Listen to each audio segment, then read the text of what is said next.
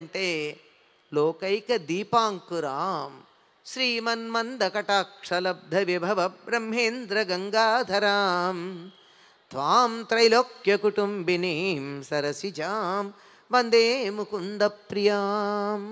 ఎవరివిడ? ముకుంద ప్రియ అంటే విష్ణువుకి ప్రీతిపాత్రురాలైనటువంటిది. విష్ణువుకి ప్రీతి కలిగింది అంటే విష్ణువు స్థితికారకుడు కదా.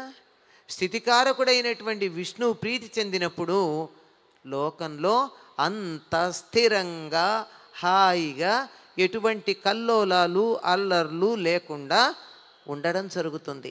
అటువంటి లక్ష్మీదేవి యొక్క రూపంగా మనం దీపాన్ని భావించుకుంటున్నాం. అంటే ఇక్కడ కోటి లక్ష్ములు ఇక్కడ ఉన్నారండి.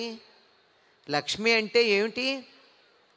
డబ్బు మాత్రమే అనుకునేటటువంటి పొరపాటు అభిప్రాయం కలిగి ఉండద్దు. లక్ష్మి అంటే మనం కోరుకునే సమస్తాన్ని లక్ష్మిగా చెప్పుకుంటాం. అష్టలక్ష్ములు అంటాం. అష్టలక్ష్ములకు మించి ఉన్నాయి. మనకున్నటువంటి మోక్షాన్ని లక్ష్మి అంటున్నాం, స్వతంత్రాన్ని లక్ష్మి అంటున్నాం, స్వరాజ్యాన్ని లక్ష్మి అంటున్నాం. ఆ పేర్లు వింటూనే ఉన్నాం కదా. కనుక మనం కోరుకునేటటువంటి సంపద ఏదైతే ఉందో అదంతా లక్ష్మి. అటువంటి లక్ష్ములు ఇక్కడ కోట్లు వెలసిల్లుతున్నాయి అంటే అన్ని రకాలైనటువంటి సంపదలు అందుబాటులోకి వచ్చినట్టే కదా. వాటన్నిటినీ మనం ఉపాసన చేసినట్టే కదా. వాటన్నింటినీ మనం పూజించి వాటి అనుగ్రహాన్ని పొందినట్టే అవుతుంది.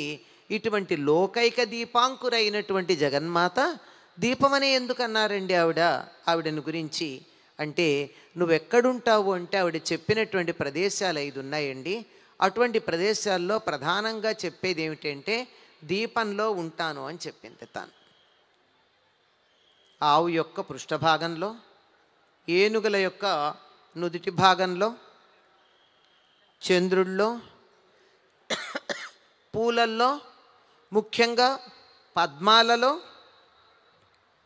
ఆ తరువాత శుభప్రదమైనటువంటి మంగళద్రవ్యాలు పసుపు కుంకుమలు వీటన్నింటిలో తాను ఉంటాను అని చెప్పింది. అటువంటి లక్ష్మీదేవి మొట్టమొదట చెప్పింది ఏమిటి అంటే దీపము. అటువంటి దీపస్వరూపమైన లక్ష్మిని మనం ఒక్కటి ఆరాధిస్తేనే బోలెడు సంపదలు కలుగుతాయి అనుకుంటున్నాం కదా. ఇన్నింటిని ఆరాధిస్తే ఎన్ని సంపదలు కలుగుతాయి? అయితే మనం లక్ష్మిని ఆరాధిస్తున్నాము. దీపలక్ష్మిని ఇక్కడ కూడా దీపలక్ష్మి అంటాం.